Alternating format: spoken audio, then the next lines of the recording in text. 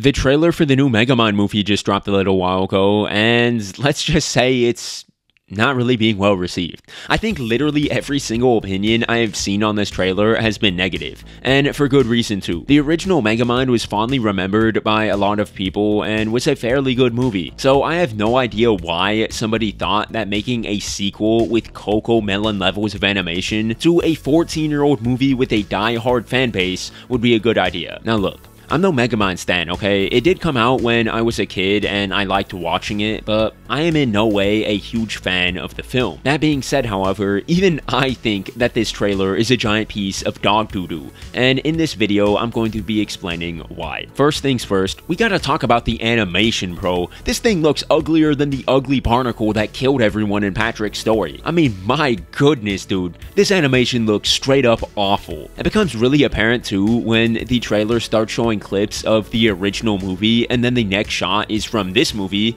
and it just looks like it is an unfinished render of a bootleg Megamind animation that was just made by two random guys in a basement being forced to work on this trash with a rifle aimed at them. You know it's pretty bad when the movie from 2010 looks 2010 times better than the movie you are marketing right now. All of the clips from the new movie look basic, generic, unfinished. The movements of the characters look wonky and low budget. There's this one shot of Megamind running with Roxanne and they're shooting tennis balls, right, while they're running. And I swear, there has to be some kind of animation error here, dude, because it looks horrendous. Now, the reason for this insane quality dip is because the movie is a straight-to-streaming service, or should I say steaming service, because, it's a steaming pile of something. Yeah, but straight to steaming. Oh, oops.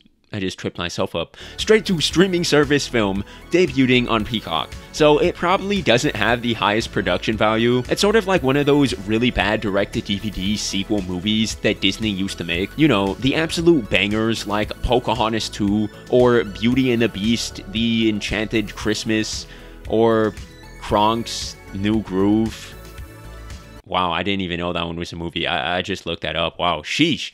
They really made that.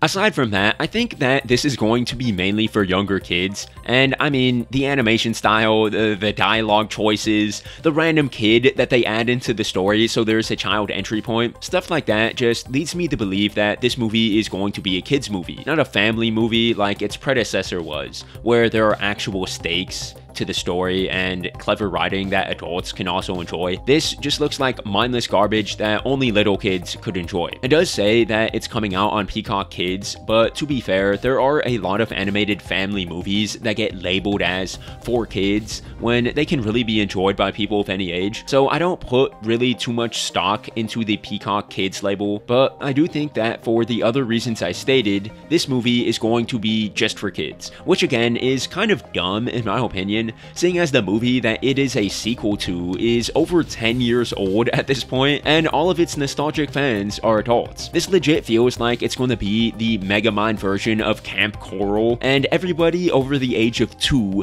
will hate it. But yeah, the animation for this movie, sheesh, I mean, it's really bad. You know it's bad when Verbalace's naughty adult AMV had a higher production budget than your movie, because I would honestly believe that the animation for this movie cost less than 50 grand. Like, I'm not even joking when I say that. I could legit see that being the case. Next up, we gotta talk about the characters in this movie. Hope you didn't love the voice acting talent from the original movie like Will Ferrell and Tina Fey, because all of the returning characters have different voices now, and all of them sound more annoying. Oh, well, I mean, that's fine. I mean, maybe the new characters are gonna— No! It looks like these dudes legit went shopping at the clearance section of Spirit Halloween in April to pick out these costumes. I mean, look at how absolutely generic all of these dudes look. It looks like they just got free character models from a video game assets website. I mean, who do we got here, dude? We got the goofy looking uncle of Lava Hound from Clash of Clans, Thelonious from Shrek if he decided he wanted to be a part of some motorcycle gang,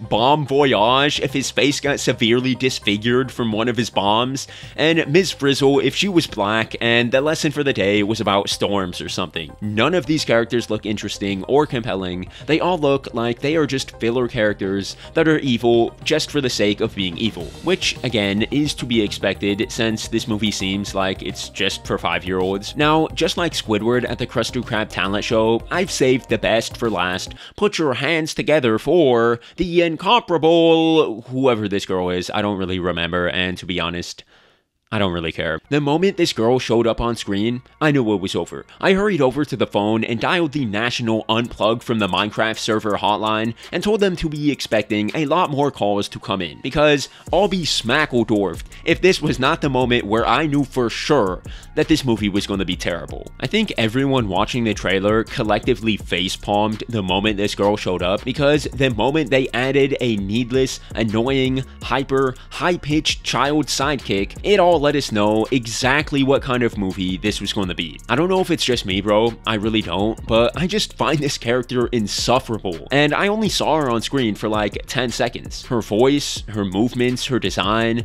everything about her just, for lack of a better word, unfortunately, irks me. Yeah, I said it. I am like Dipper, and she is like Dippy Fresh. I hate her so much. Again, this could just be me, but I was already not a fan of this thing as soon as she showed up, and I can't imagine having to sit through an entire movie where she is one of the main characters. The last thing I'll touch on here is the fact that this movie is literally just tarnishing the legacy of a beloved film. It is completely unnecessary, and it actually ruins the previous movie's continuity, because Megamind was never a part of some crew. He came to Earth by himself, and him and Metro Man were the only two superpowered beings. He was always a solo act aside from Minion, so there was no team or old crew. That just never existed, dude. So this movie is just trampling all over the story that the original movie told. It's just a clear sign of disrespect. The people behind this project have no respect or care for the subject material they are using here. And you know what? At the end of the day, I do not blame the animators or writers or anyone else that is working on this movie, and the subsequent show that is also apparently coming out to Peacock Kids as well.